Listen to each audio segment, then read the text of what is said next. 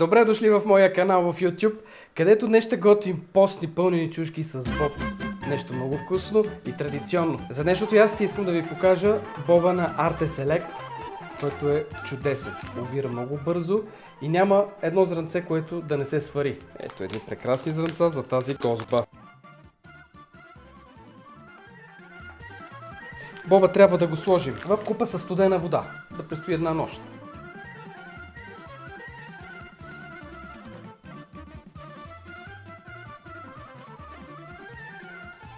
На следващия ден изхвърлям водата, слагам го да ври.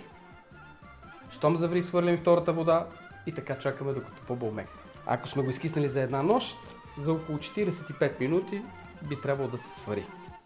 Плънката е богата с зеленчуци и много подправки, така както трябва да е за всяко ястие с боб. Започвам от нарязването на прас лук, повечко прас или кромит, може и двата, не е проблем. Първо режа на 2, после на 4 и накрая на малки парченца. Ето по този начин.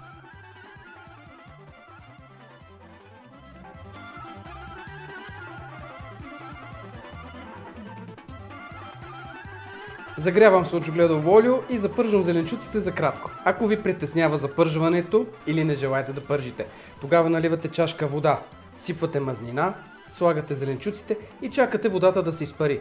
Това е щадящия метод. Знаете, чушките трябва да се накиснат.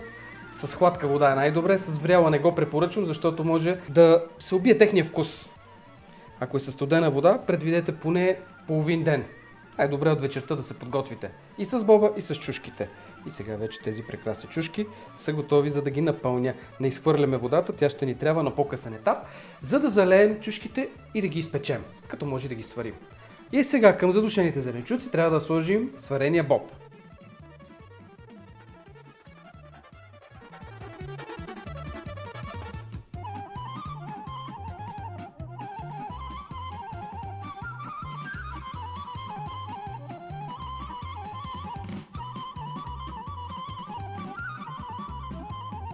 Колко вкус има в това ястие, но няма още аромат. Време е за подходящите миризми. А те са джоджен, чубрица, сминдух, червен пипер. Като, ако сте фенове на подправките, може да обогатите букета с босилек, с мащерка, с риган. И така имаме цялата палитра от вкусове на нашата родина. И девесил, забрави да го кажа. По същество, сминдуха. Любима подправка за пълнени чушки в правешкия край. След това имаме джоджен. Ей, така сипвам повечко джоджен. До него ще сложа от ароматната българска чубрица. И накрая, за цвят и повече аромат, пипер. Червен пипер. Аз черен пипер на боб не слагам. Но това, което трябва да добавя, е сол. Обърквам всичко и съм готов за пълнене на чушките. В някои райони казват гнетени чушки. Да стане аромат на плънката.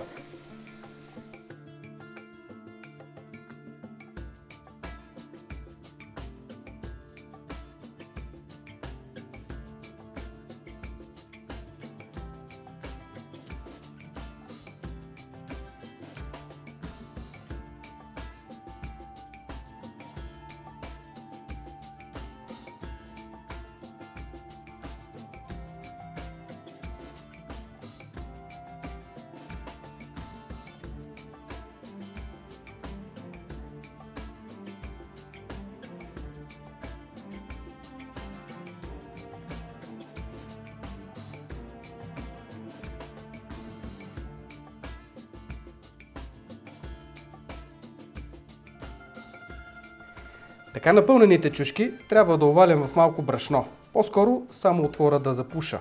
И тогава вече ги редя в гювеч или в тава. Аз обаче предпочитам в гювеч, като слагам мазнина, за да не залепнат чушките.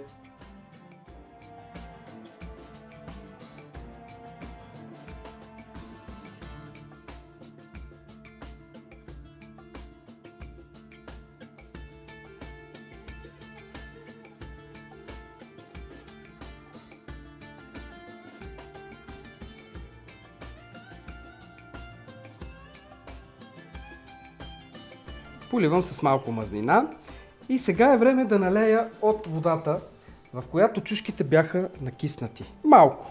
Не повече от 150-200 мл. Време е да сложа капак и да изпека ястието.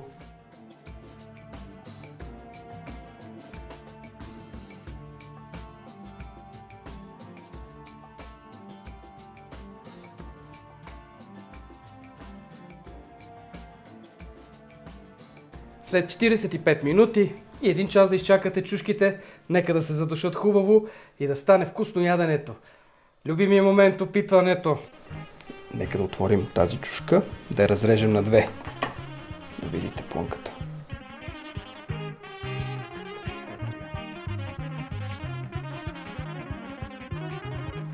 Български аромати, вечен вкус. Това е великолепно.